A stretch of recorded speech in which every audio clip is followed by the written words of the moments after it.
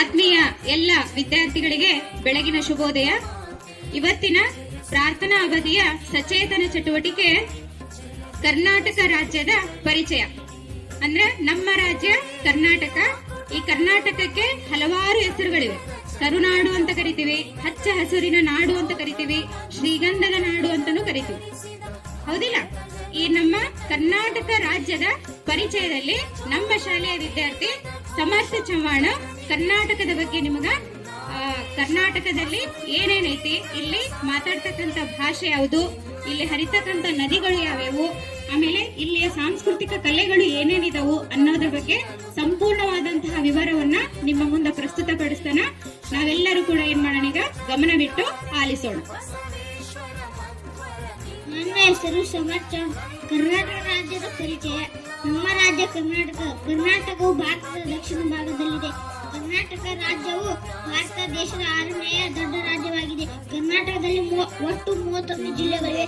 ಕರ್ನಾಟಕದ ರಾಜಧಾನಿ ಬೆಂಗಳೂರು. ಕರ್ನಾಟಕದ ಭಾಷೆ ಕನ್ನಡ. ಕರ್ನಾಟಕದ ರಾಜ್ಯಕ್ಕೆ ಮೊದಲು ಮೈಸೂರು ರಾಜ್ಯ ಎಂದು ಕರೆಯಲಾಗುತ್ತಿತ್ತು.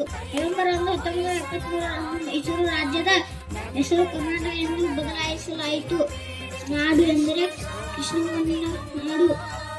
ಪ್ರಿನ್ಸೆಸ್ ನಾಡು ಎಂದರೆ ಕೃಷ್ಣಮಣ್ಣಿನ ನಾಡು.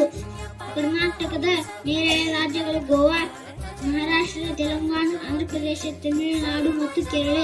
ಕರ್ನಾಟಕ ಜಾನಪದ ನೃತ್ಯಗಳು ಯಕ್ಷಗಾನ ಮತ್ತು ಡೊಳ್ಳು ಕುಣಿತ. ಕರ್ನಾಟಕಕ್ಕೆ ಸುಮಾರು 8 ಜ್ಞಾನಪೀಠ ಪ್ರಶಸ್ತಿ ದೊರೆತಿದೆ. ಕರ್ನಾಟಕವು ಕಲೆ, ಸಾಹಿತ್ಯ ಮತ್ತು ಸಂಸ್ಕೃತಿಗಳ ತವರು ಮನೆಯಾಗಿದೆ. ಅನೇಕ ಪ್ರಸಿದ್ಧ ರಾಜವಂಶದವರು ಕರ್ನಾಟಕವನ್ನು ಆಳಿ ಇಲ್ಲಿಯ ಇತಿಹಾಸ, ಸಂಸ್ಕೃತಿ ಹಾಗೂ ಬೆಳವಣಿಗೆಗೆ ಕಾರಣವಾಗಿದ್ದಾರೆ. ಹಂಪೆ, ಐಹೊಳೆ, ಬಾದಾಮಿ, ಪಟ್ಟದಕಲ್ಲು, ಶ್ರವಣಬೆಳಗೊಳ.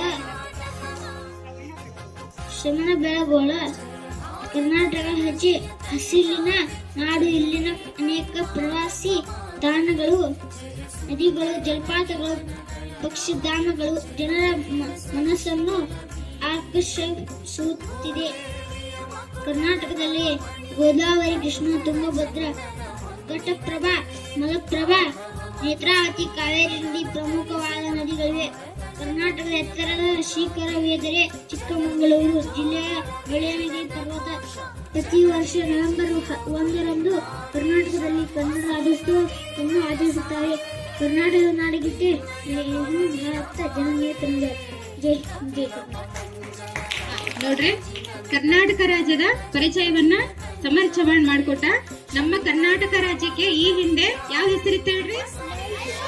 ಮೈಸೂರು ರಾಜ್ಯ ಅಂತ ಇತ್ತು. ಯಾಕಪ್ಪ ಅಂತ ಹೇಳಿದ್ರೆ ಆಗಿನ ಕಾಲದಲ್ಲಿ ಮೈಸೂರು ರಾಜ ಮನೆತನದವರ ಆಳ್ವಿಕೆಯನ್ನು ನಡೆಸ್ತಾ ಇದ್ರಿಂದ ಇಡೀ ಕರ್ನಾಟಕ ರಾಜ್ಯವನ್ನ ಮೊದಲಿಗೆ ಮೈಸೂರು ರಾಜ್ಯ ಅಂತ ಹೇಳಿ ನಾಮಕರಣ ಮಾಡಿದ್ರು. ತದನಂತರ ನವೆಂಬರ್ 1, 1973 ಇಸ್ವಿ ಒಳಗಡೆ ಕರ್ನಾಟಕ ಅಂತೇಳಿ ಹೊಸ ನಾಮಕರಣವನ್ನ ಮಾಡಿದ್ರು. ಅಂದಿನಿಂದ ಇಲ್ಲಿವರೆಗೂ ಕೂಡ ನಮ್ಮ ರಾಜ್ಯದ ಹೆಸರು ಏನಾಯ್ತು ಹೇಳ್ರಿ? ಕರ್ನಾಟಕ ರಾಜ್ಯ. ನಮ್ಮ ಕರ್ನಾಟಕ ರಾಜ್ಯದಲ್ಲಿ ಮಾತಾಡ್ತಕ್ಕಂಥ ಭಾಷೆ ಯಾವುದು? ಯಾವ ಭಾಷೆ?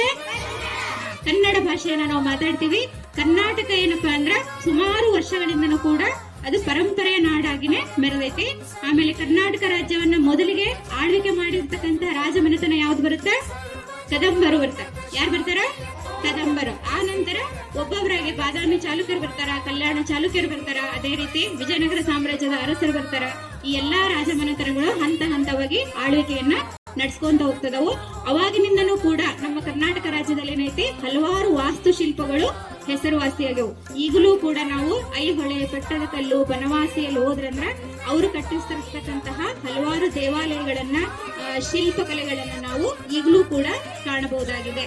ಅರ್ಥ ಆಯ್ತಲ್ಲ ಇಷ್ಟು? ಇಲ್ಲಿವರೆಗೂ ಸಂಪೂರ್ಣ ವಿವರಣೆಯನ್ನು ಹೇಳಿದಂತಹ ಸಮರ್ಥ ಚವ್ಹಾಣ್ಗೆ ನಾವೆಲ್ಲರೂ ಅಭಿನಂದನೆಗಳನ್ನ ಸಲ್ಲಿಸೋಣ. ಜೋರಾದ ಚಪ್ಪಾಳೆಯನ್ನು ಹಾಕಿ.